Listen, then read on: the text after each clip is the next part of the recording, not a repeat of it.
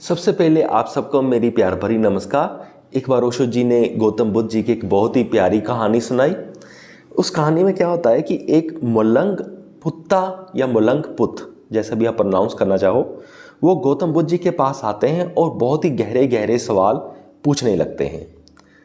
तब गौतम बुद्ध जी पहले तो उनके सारे सवालों को सुनते हैं, तब फिर बाद में उनको कहते हैं कि मैं तुम्हारे हर सवाल का जवाब दूंगा, पर तुमको क्या करना होगा, तुझको मेरे साथ 1 साल के लिए रहना पड़ेगा और कोई भी आर्ग्यूमेंट नहीं करनी, कोई भी मेरे से क्वेश्चन नहीं पूछना, किसी भी तरह का मुझे तर्क नहीं देना।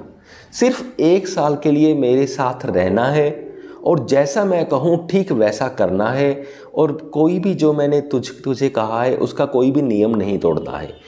और जब 1 साल हो जाएगा तब मैं तुम्हारे इन सारे प्रश्नों का जवाब दूंगा।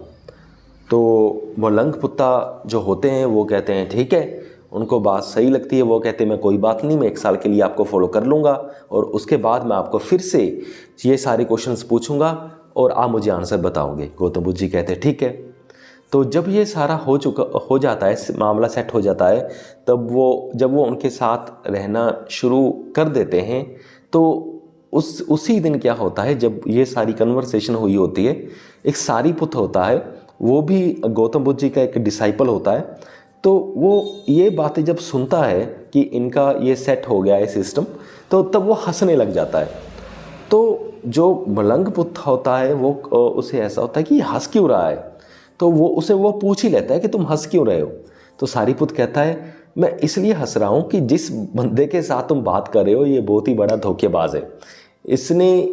इसको जो भी पूछना है अभी पूछ लो, नहीं तो बाद में बहुत देर हो जाएगी।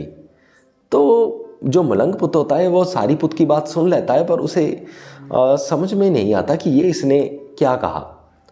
चलो फिर उसके बाद क्या होता है, वो 1 साल के लिए गौतम बुद्ध जी के साथ रहना शुरू कर देते हैं। 1 साल बीत जाता है। तो जब पूरा 1 साल बीत जाता है, जो मलंग पुत होता है वो तो भूल ही जाता है कि 1 साल हो चुका है, पर गौतम बुद्ध जी को ये बात याद रहती है कि 1 साल पूरा हो चुका होता है। तो तब गौतम बुद्ध जी मलंग पुत्र को बुलाते हैं और वो खुद कहते हैं कि तुम्हारा पूरा 1 साल यहाँ पर बीत चुका है, तो अब तुम मुझे वो सारे सवाल पूछो जो मुझसे पूछना चाहते थे।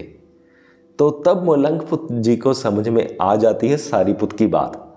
तो वो कहते हैं कि गुरुजी, अब तो मेरे पास कोई सवाल पूछने के लिए रहा ही नहीं है। उसके सारे क्वेश्चन ही डिसॉल्व हो जाते हैं। तो यानी कि इस कहानी से हम क्या सीखते हैं कि जब गौतम बुद्ध जी के साथ वो पूरे साल भर के लिए रहे, तो उस वक्त क्या हुआ, पहले तो उनके दिमाग में सिर्फ इन्फॉर्मेशन थी और वो उसी इन्फॉर्मेशन के बिहाफ पर गौतम बुद्ध जी से सवाल पूछ रहे थे। जब 1 साल वो गौतम बुद्ध जी के साथ रह लेते हैं, यानी कि रियल नॉलेज को अटेन कर लेते हैं, उनके साथ न्यू वे ऑफ लाइफ सीख लेते हैं, जब उनका माइंड की सारी डिस्टर्बेंस ख़त्म हो जाती है, तो ऑब्वियसली जो उसके माइंड जो सारे प्रश्न उठ रहे थे वो सारे माइंड की डिस्टर्बेंस की वजह से ही उठ रहे थे।